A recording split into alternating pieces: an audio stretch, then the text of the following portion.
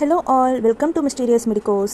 இந்த வீடியோ நம்ம என்ன பண்ண போகிறோம் அப்படின்னா, நம்ம லைவ் செஷன் வந்து ஒரு சின்ன டெக்னிக்கல் இஷ்யூனால அப்படியே பாஸ் ஆயிடுச்சு. அதோட கண்டினியூவேஷன் நம்ம இனிமேல் டெய்லிக்குமே ஷார்ட்ஸ் ஆகும். பை த சேம் டைம் நாளையிலேருந்து ரெகுலராக நம்மளுக்கு வந்து லைவ், நெக்ஸ்ட் வீடியோ, அதுக்கு அடுத்தது ஷார்ட்ஸ், இது எல்லாமே நம்ம இந்த எம்ஆர்பி டைம் வரைக்கும் ஃபுல்லாக கம்ப்ளீட்டாக உங்களுக்கு ரெகுலராக அப்டேட் ஆகிட்டே இருக்கும். எல்லா விதமான இம்பார்ட்டன்ட் கொஷின்ஸை நம்ம முடிஞ்ச அளவுக்கு ஈஸியாகவும் கம்ப்ளீட்டாகவும் கவர் பண்ணலாம்.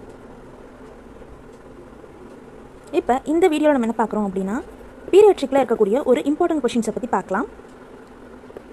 கள்ளி, அதாவது கள்ளிப்பூவை போல் உடலில், கள்ளிப்பூவை போல் உடலில் கிளைத்தல் அப்படின்னு சொல்லியிருக்காங்க. அதாவது கள்ளிப்பூ தான் வந்து நம்மளுக்கு இதில் வந்து கீ பாயிண்ட்டு. இது போல் கள்ளிப்பூ மாதிரி உடம்பு வந்து கிளைக்கும் அப்படின்னு சொல்லக்கூடிய எந்த வகை கரப்பான் அப்படின்னு கொஷின் கேட்டிருக்காங்க. இதுக்கான ஆன்சர் என்ன அப்படின்னா, உங்களுக்கு ஆன்சர் தெரிஞ்சதுன்னா தாராளமாக கமெண்ட் பண்ணுங்கள். ஆன்சர் தெரியாதவங்களுக்கு சட்டை கரப்பான். அதாவது சட்டையில் வந்து நம்ம வந்து பேக்கெட்டில் கல் வச்சுட்டு வரோம் அப்படிங்கிற மாதிரி ஞாபகம் வச்சுக்கலாம். ஸோ ஷர்ட் பேக்கெட்டில் நம்ம கல் வச்சுக்கிட்டு வரோம். அதாவது ஷர்ட்னா சட்டை, அதுக்குள்ளே கள்ளி, ஓகேங்களா, கள்ளிப்பூ. நெக்ஸ்ட்டு பீரியாட்ரிக்கில் கொஷின் நம்பர் 2. பார்வை தளர்ந்து